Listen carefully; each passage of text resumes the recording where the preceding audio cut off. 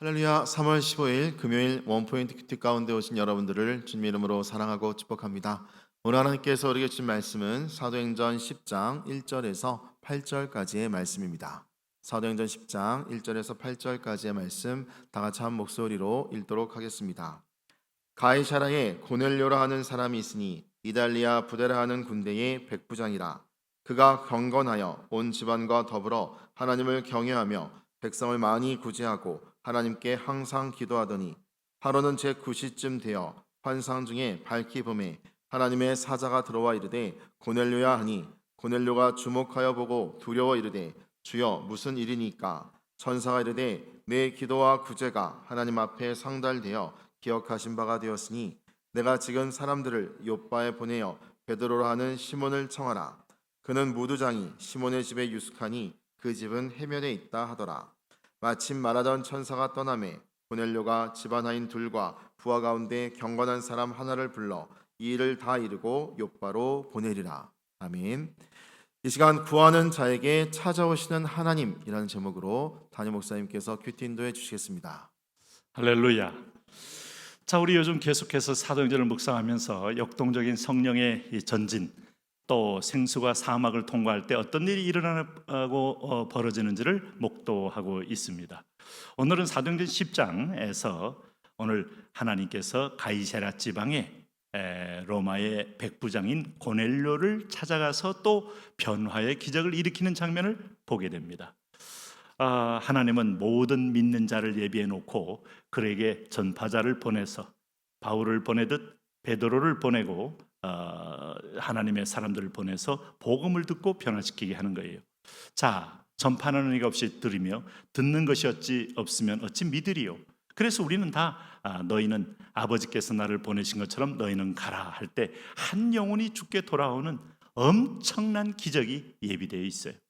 전도는 1년에 한두 번 하는 게 아니고 날마다 우리가 해야 될 세상을 향하여는 전도자요, 교회를 향하여는 예배자요, 섬기는 자요, 우리가 나를 향하여는 하나님 앞에 상급을 쌓기 위해서 믿음으로 달려가는 자, 우리의 삶의 정체성이 여기 있습니다. 자, 사도행전 10장 1절에 보시면은 가이사라에 고넬료라 하는 사람이 있으니 이달랴 부데라 하는 군대의 백부장이라.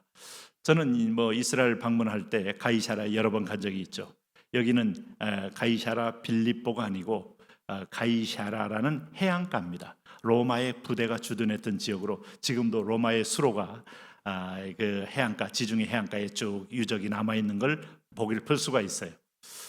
거기에 이제 유대인들은 뭐 로마 군대들은 1군단이 한 6천 명으로 구성되어 있어요. 거기에 또 600명으로 쪼개는데 600명을 100명씩 관리하는 게 백부장이다, 이렇게 볼 수 있습니다. 그 백부장이면 막강한 힘이죠. 요즘 말하면 중대장이죠. 대대장, 뭐 중대장, 뭐 요즘 편제가 좀 다르긴 합니다만. 근데 점령지의 이런 그 현장의 이 지휘관은 꽤 현장 사람들에게는 강력한 힘이 있는 겁니다. 그런데 이 사람이요, 어떤 사람인가 하면 2절에 주님이 주목하는 사람이었어요. 그가 경건하여 온 지방과 더불어 하나님을 경외하며 백성을 많이 구제하고 하나님께 항상 기도하더니, 놀랍지 않습니까?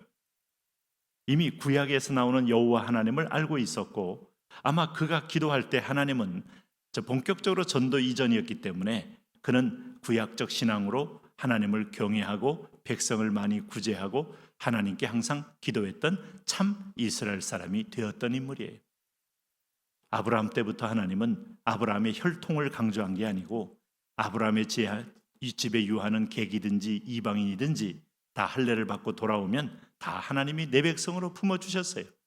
그래서 오늘 이 고넬료라는 사람이 마음속에 믿음이 들어가고 신앙이 들어간 겁니다. 그러면서 그가 온 지방과 더불어 하나님을 예배했다고 하잖아요. 그러니까 절기때를 따라 지켰으리라고 봅니다. 유월절을 지키고 또 때로는 맥주절을 지키고 또 초막절을 지키고 그러면서 하나님을 경외했다고 볼 수 있어요. 백성을 많이 구제하고 하나님께 항상 기도하더니 레위기서 말씀을 순종한 거죠. 그러니까 구약 성경책을 읽었다고도 볼 수 있겠어요. 자, 이 사람에 대해서 하나님이 주목하고 있었답니다.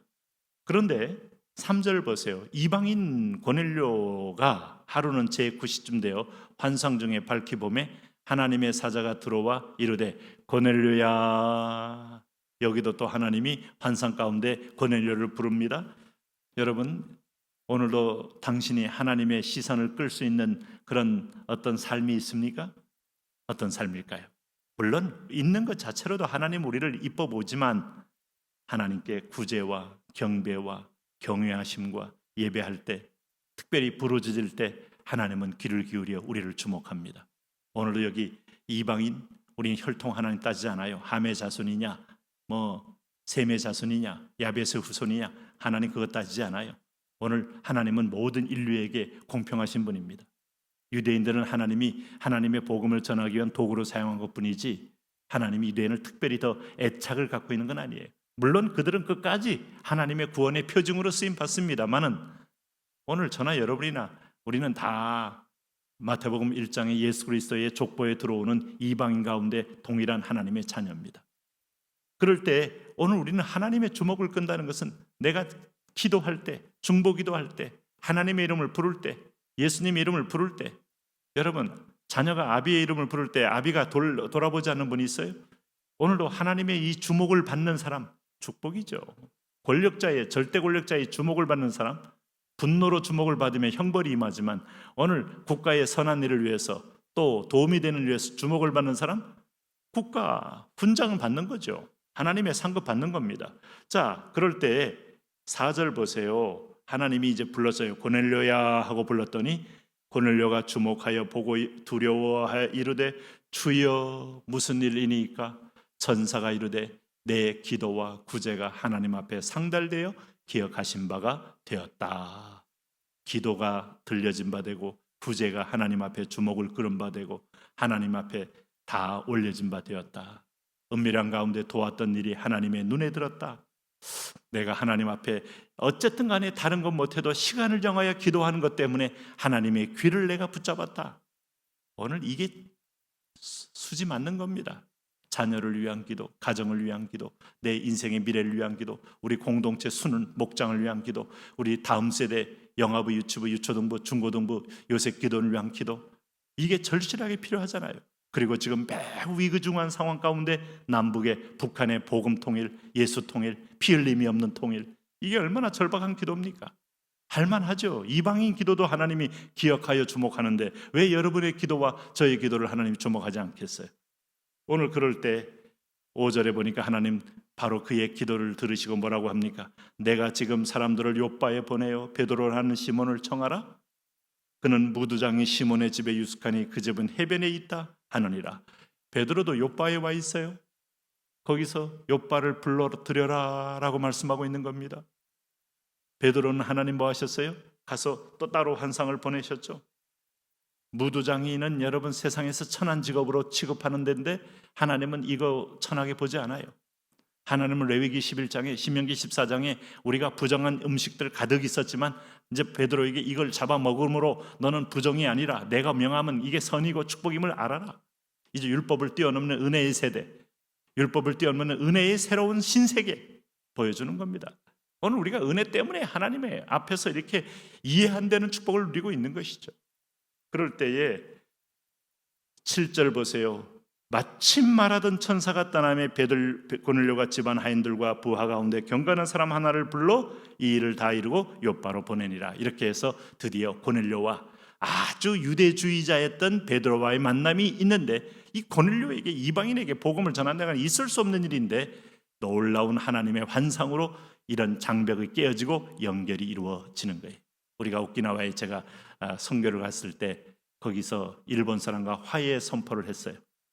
강단에 다 끌어올려서 서로 어긋맞고, 물론 오키나와 주민하고 일본 본토 주민은 조금 다르긴 합니다만 그러나 일본이라는 나라를 품면서 주여 이들을 불쌍히 이들을 긍휼히 할 때 하나님의 큰 기름 부음으로 함께했어요. 성령의 감동이 막 있을 때 따라하면요 얼마나 축복인지. 이제 앞으로 우리는 가까운 일본에 대해서 외면하지 않고 우리는 선교하러 갈 겁니다.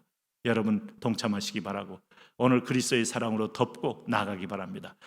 세상에서 갈라치게 하는 세력에 속으면 안 돼요. 하나님은 열방의 모든 백성들 믿음으로 구원하기 원하는데 오늘 베드로와 고넬료의 만남은 유대인과 이방인의 부원적 만남이 되는 거예요.